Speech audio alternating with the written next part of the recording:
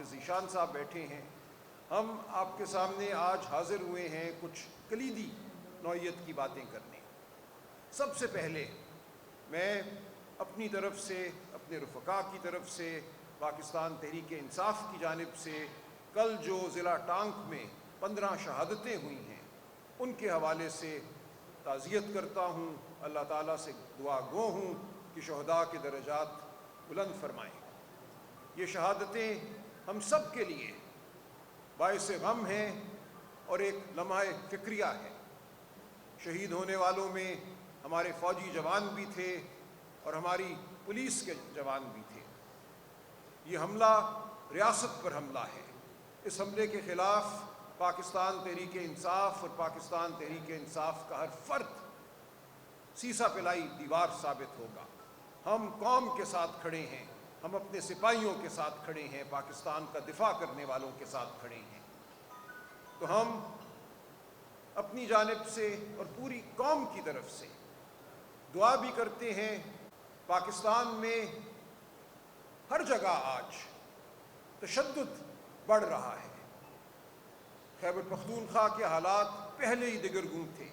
خیبر پختونخوا کے کئی اضلاع، ٹانک ان میں شامل ہے، ڈیرہ اسماعیل خان، لکی مروت، یہ ایسے علاقے ہیں جہاں جانا ناممکن ہے عام انسان کا، عام شہری کا۔ یہ نو گو ایریاز بن چکے ہیں۔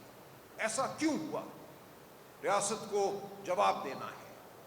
ریاست کے دفاع کی ذمہ داری جن اداروں پہ ہے، ہم ان سے التجا کرتے ہیں، تقاضا کرتے ہیں کہ وہ قوم کو اعتماد میں لیں۔ یہ کیا ہو رہا ہے؟ اور اس سال کے دوران ہم نے یہ دیکھا کہ بلوچستان میں دہشت گردی کے واقعات میں ایک انتہائی تکلیف دہ حد تک اضافہ ہوا ہے۔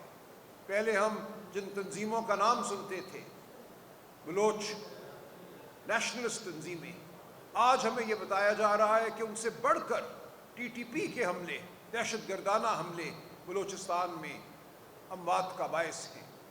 اس سال 2026 میں بلوچستان میں ٹی ٹی پی کے حملوں کی، دہشت گردی کی تعداد باقی تمام جو دہشت گرد تنظیمیں ہیں ان کے حملوں کی تعداد سے تجاوز کر چکی ہے۔ تو یہ کیا ہوا؟ یہ کیسے ہوا؟ بلوچستان کی عوام جاننا چاہتی ہے، ان کا خون اتنا ارزاں کیوں ہے؟ پاکستان یہ جاننا چاہتا ہے، پاکستان کا ہر شہری یہ جاننا چاہتا ہے کہ یہ کیا ہو رہا ہے۔ اور اب اطلاعات ہیں کہ پنجاب کے اضلاع میں بھی وہ لوگ جو دہشت گردی کا باعث ہیں نظر آ رہے ہیں۔ جنوبی اضلاع میں، وہ اضلاع جو بلوچستان اور خیبر پختونخوا سے متصل ہیں۔ تو یہ انتہائی تکلیف دہ صورتحال ہے۔ ایک جانب پاکستانی قوم کو دہشت گردی کا سامنا ہے، لیکن اس کے ساتھ ساتھ ریاستی اداروں کی جانب سے بھی تشدد کا سامنا ہے۔ جو کچھ پچھلے 2 ماہ میں آزاد جموں کشمیر میں ہوا ہے وہ ہم سب کے لیے باعث شرم ہے۔ ہمارے سر جھکے ہوئے ہیں آزاد کشمیر کے باسیوں کے سامنے اور پوری پاکستانی قوم کے سامنے۔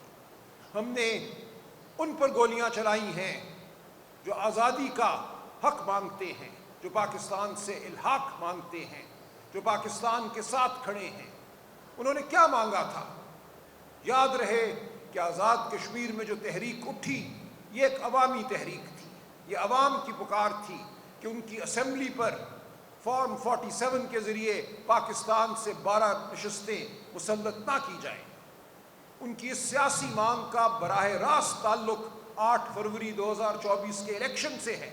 یہ 12 سیٹیں جو پاکستان میں منتخب کی جاتی ہیں کئی دہائیوں سے منتخب ہو رہی تھیں، لیکن پہلے ایسا اعتراض نہیں ہوا۔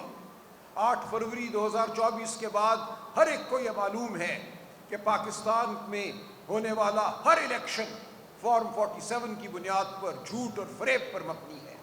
تو آج اگر آزاد کشمیر کی عوام یہ کہتی ہے کہ ہمیں نہیں قبول کہ 12 سیٹیں آزاد کشمیر اسمبلی پر مسلط کی جائیں، جن کو لاہور میں اور سیالکوٹ میں اور گجرانوالہ میں منتخب کیا جائے، اور منتخب بھی کیسے کیا جائے؟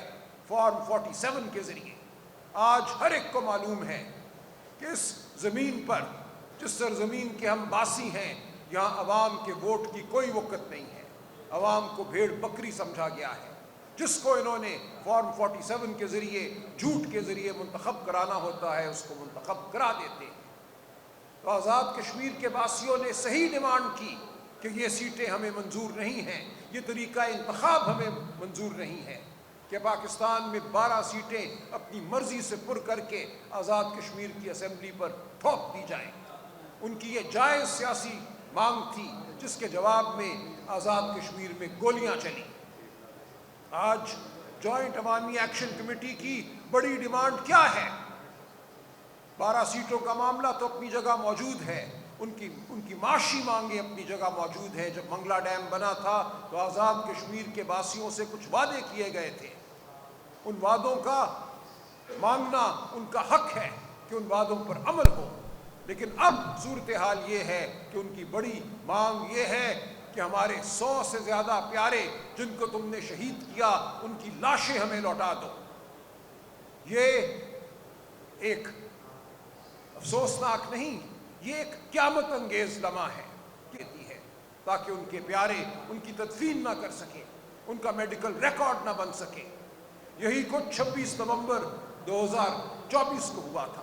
اسلام آباد میں شہادتیں ہوئیں، بے دریغ گولی چلائی گئی اور اس کے بعد لاشوں پر قبضہ ہوا۔ جو خاندان تھے مظلوم خاندان، ان پر تشدد ہوا، ان کو کمپلینٹس فائل نہ کرنے دی گئی، ایف آئی آریں درج نہ ہوئیں، ہسپتالوں سے ریکارڈ غائب کر دیا گیا۔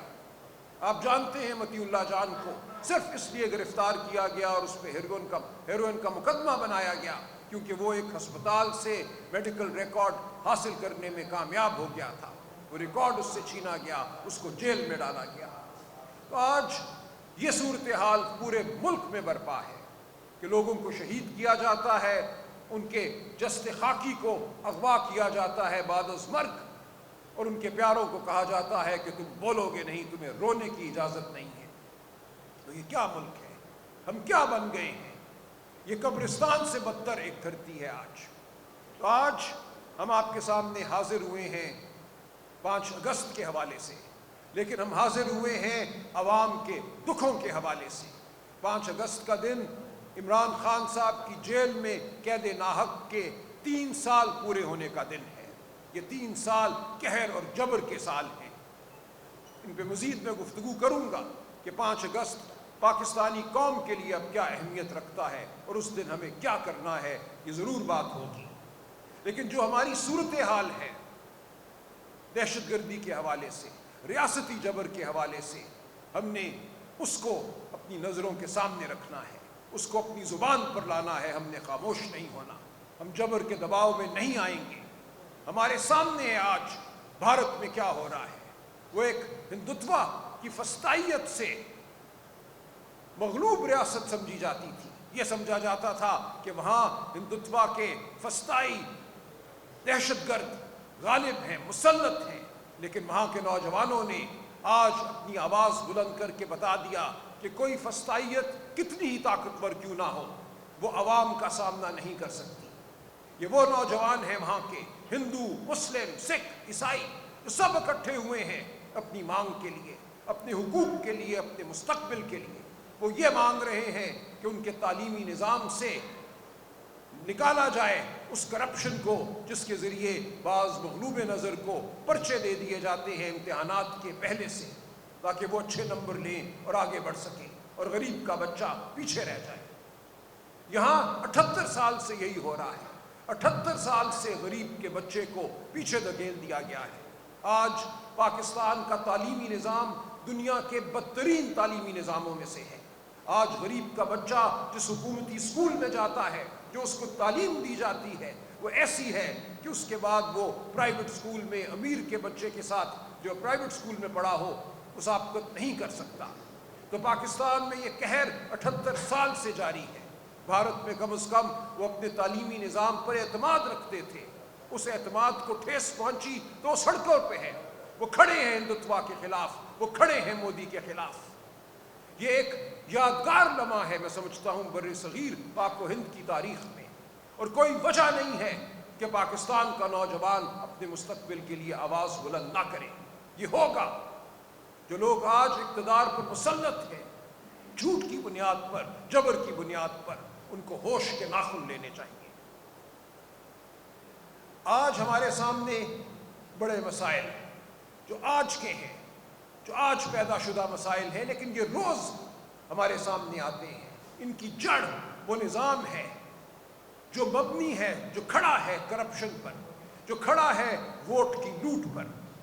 آپ دیکھیے اس وقت ایک کرائسس، ایک المیہ پیدا ہو رہا ہے گندم کے حوالے سے، گندم کی فصل کے حوالے سے۔ یہ ہند سے یاد رکھیے گا، یہ اعداد و شمار یاد رکھیے گا۔ حکومتی اعداد و شمار یہ ہیں کہ پچھلے سال جو فصل ہوئی گندم کی پورے ملک میں 29 ملین ٹن گندم جو ہے وہ کاٹی گئی۔ 29 ملین ٹن کے ذخائر اس ملک میں موجود ہونے چاہیے۔ ان 29 ملین ٹن میں سے 22 ملین ٹن صرف صوبہ پنجاب سے حاصل ہوئے، باقی صوبوں سے کوئی 6 ملین، سندھ سے 1.5 ملین خیبر پختونخوا سے۔ لیکن آج یہ صورتحال ہے کہ اس 29 ملین ٹن میں سے، اور بالخصوص پنجاب میں پیدا ہونے والے 22 ملین ٹن میں سے 4.5 ملین ٹن گندم غائب ہو چکی ہے۔ 45 لاکھ ٹن گندم غائب ہے، اس کا کوئی نام و نشان نہیں ہے۔ اور ہوا کیا؟ حکومت پنجاب نے یہ کہا کہ پنجاب میں گندم کسان سے 8 کمپنیاں خریدیں گی۔ ان کو لائسنس دیے گئے، ان کو نام دیا گیا ایگریگیٹرز کا، کہ کسانوں سے جا کر گندم خریدنے کا فریضہ یہ انجام دیں گی۔ ان کمپنیوں نے اعلان کیا کہ ہم تو صرف 4 لاکھ ٹن خرید چکے۔ یاد رہے کہ پنجاب میں 22 ملین ٹن گندم ہوئی تھی۔ ان ایگریگیٹرز نے 8 ایگریگیٹرز نے جو حکومت کے منظور نظر لوگ تھے، صرف 4 لاکھ ٹن گندم دکھائی کہ جو یہ خرید سکے ہیں۔ حکومت نے کوئی خریداری نہ کی۔ اور آج یہ صورتحال ہے، حکومت یہ کہتی ہے کہ کسان کے پاس، چھوٹے آڑھتیوں کے پاس، سب کے پاس گندم کو اگر ہم ملا بھی لیں تو پنجاب میں صرف 40 سے 45 لاکھ ٹن گندم غائب ہے۔ یہ گندم کہاں گئی؟ اس کی وجہ سے مارکیٹ میں گندم کی قیمت روز بڑھتی چلی جا رہی ہے۔ کسان کو ان ایگریگیٹرز نے، ان کمپنیوں نے گندم کا 3,500 روپے یا 4,000 روپے دیا تھا، مارکیٹ آج 5,000 سے تجاوز کر رہی ہے۔ اور شنید یہ ہے کہ چند دنوں میں آپ کو اور مجھے گندم 6,000 فی ٹن کے حساب سے ملے گی۔ تو کون فائدہ اٹھا رہا ہے؟ یہ بات واضح ہے بالکل کہ حکومت کی ملی بھگت سے 40 سے 45 لاکھ ٹن گندم ذخیرہ کی گئی ہے۔ فائدہ ذخیرہ اندوز اٹھائیں گے، فائدہ وہ لوگ اٹھائیں گے جو اس حکومت میں ہیں، جنہوں نے یہ ذخیرہ اندوزی ہونے دی ہے۔ تو یہ ہمیں قبول نہیں ہے، یہ پاکستان کے غریب کو قبول نہیں ہے۔ یہ میں سمجھتا ہوں ان پچھلے چند سالوں کے بڑے سکینڈلز میں سے ایک بڑا سکینڈل ہے۔ اس دوران جب یہ گندم ذخیرہ اندوز کی جا رہی تھی تو ہمیں شرم دلانے کے لیے بھارتی پنجاب کے وزیر اعلیٰ نے ایک تقریر کی۔ اس نے یاد دلایا بھارتی پنجاب کے باسیوں کو کہ بھارتی پنجاب کے وزیر اعلیٰ نے 12 ارب روپے خرچ کر کے ان کے لیے سستی بجلی کا ایک بجلی گھر لگایا ہے۔ اور ساتھ ہی اس نے کہا بھارتی پنجاب کے وزیر اعلیٰ نے کہ ساتھ والے پنجاب میں 12 ارب روپے سے اپنے لیے جہاز خریدے جاتے ہیں۔ اس پنجاب میں جو مشرقی پنجاب ہے، جو بھارتی پنجاب ہے، اس نے کہا کہ ہمارے پاس 12 ارب روپے ہوتے ہیں تو ہم تمہارے لیے بجلی گھر لگاتے ہیں تاکہ کسان کو سستی بجلی ملے، تاکہ غریب کو سستی بجلی ملے۔ اور پاکستانی پنجاب میں 12 ارب روپے سے جہاز خریدے جاتے ہیں وزیر اعلیٰ کے لیے۔ تو یہ فرق ہے آج ایک جمہوری نظام میں اور ایک غیر جمہوری نظام میں، ایک ایسے نظام میں جہاں ان لوگوں کو مسلط کیا گیا ہے جن کی جڑیں عوام میں نہیں ہیں، جن کو پرواہ نہیں ہے عوام کے دکھوں کی۔ تو یہ ہمارے سامنے رہے۔ 5 اگست تک ہم بڑھ رہے ہیں، 5 اگست کی میں بات کروں گا، لیکن 5 اگست کی اہمیت ہر روز بڑھ جاتی ہے جب ہم اپنے ارد گرد پھیلی کرپشن کو دیکھتے ہیں، اپنے ارد گرد پھیلے جبر کو دیکھتے ہیں، تشدد کو دیکھتے ہیں، لوٹ مار کو دیکھتے ہیں۔ اس ملک میں غریب کو نہ صحت مل رہی ہے، نہ تعلیم مل رہی ہے۔ 2026 کے بجٹ میں وفاقی حکومت نے کہا کہ صوبے ہمیں پیسہ دیں، صوبے جو پیسہ انہوں نے تعلیم اور صحت پر خرچنا تھا وہ مت خرچے اور وفاقی حکومت کو دیں تاکہ وفاقی حکومت سود ادا کر سکے۔ جب صوبے سے پیسہ چھینا جاتا ہے، اور پنجاب اور سندھ نے 804 ارب روپے وفاقی حکومت کو دے دیے ہیں، خیبر پختونخوا نے ایک پیسہ نہیں دیا۔ یہ 804 ارب روپے وہ ہیں جنہوں نے صوبے کے عوام کی تعلیم اور صحت پر خرچ ہونا تھا، غریب کی تعلیم اور صحت پر خرچ ہونا تھا۔ کوئی اس بات کو نہ بھولے اور کوئی ان کو بھاگنے نہ دے۔ اس نظام نے براہ راست غریب کی صحت اور غریب کی تعلیم پر حملہ کیا ہے۔ آگے بڑھیے۔